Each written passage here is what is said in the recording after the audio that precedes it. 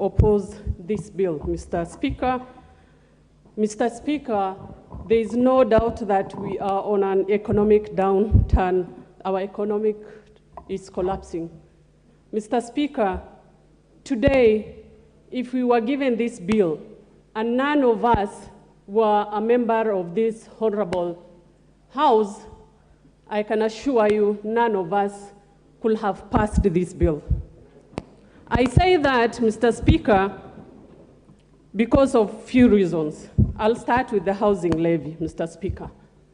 I've just looked at the report, and they are telling us they have proposed 1.5, Mr. Speaker. And looking at the report, they are telling us they are going to build 50,000 affordable housing.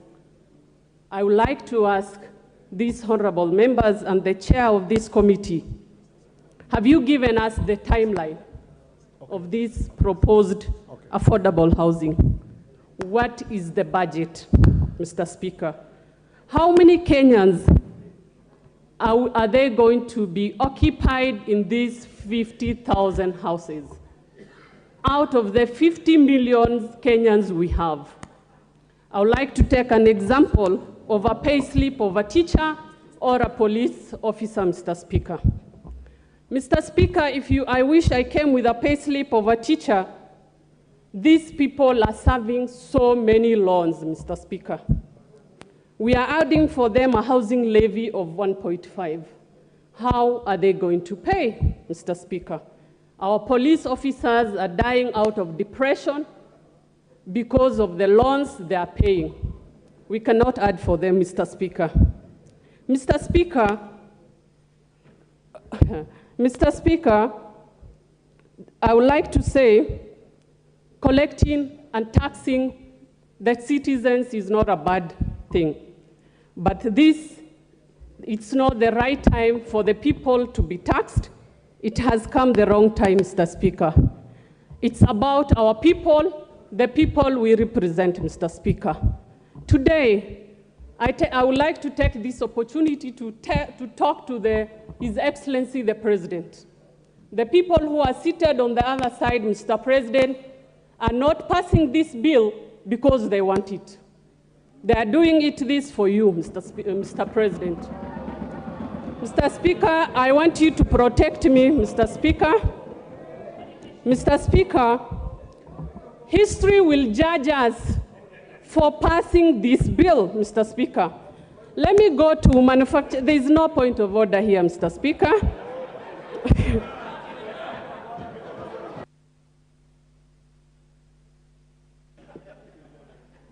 Point of order, Honorable Speaker. Honorable Speaker, we are debating the report on the Finance Committee.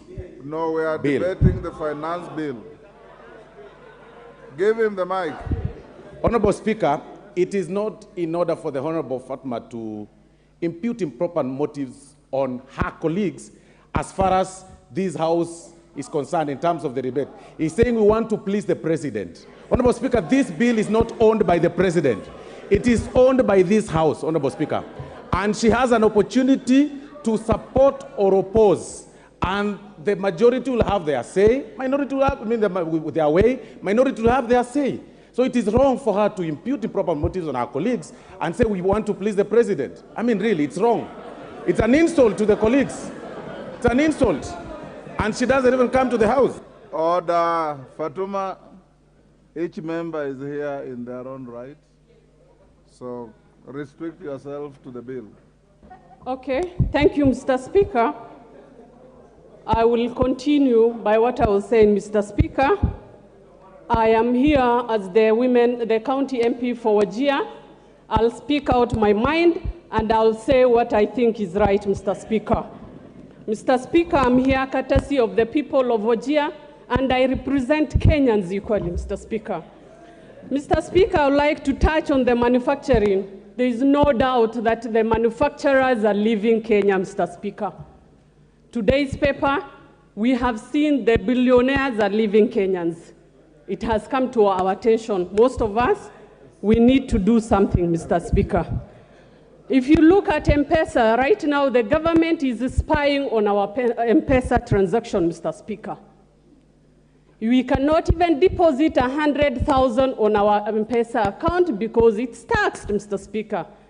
Honorable members, we just need to put our foot down and just think, for heaven's sake, Mr. Speaker. It's not about which party you belong to. What's your point of order? Give the mic to Honorable Kagombe.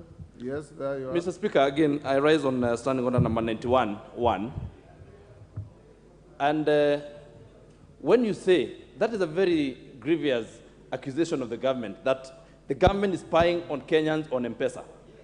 That is something that needs to be substantiated because this House has a responsibility to debate such a breach of privacy of Kenyans, and therefore the honorable member cannot just stand here and talk about it and move on. So we need to substantiate what you're saying. Number two, we are discussing the finance bill, Mr. Speaker.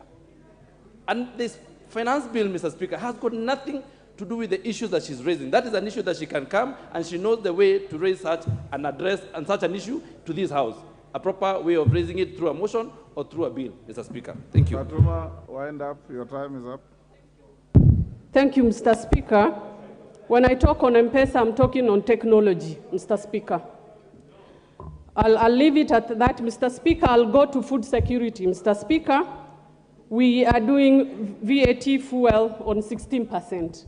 Mr. Speaker, I just want someone to explain to Kenyans, when you impose 16% on fuel, how do you expect to secure food on this country? Everything depends on food, Mr. Speaker.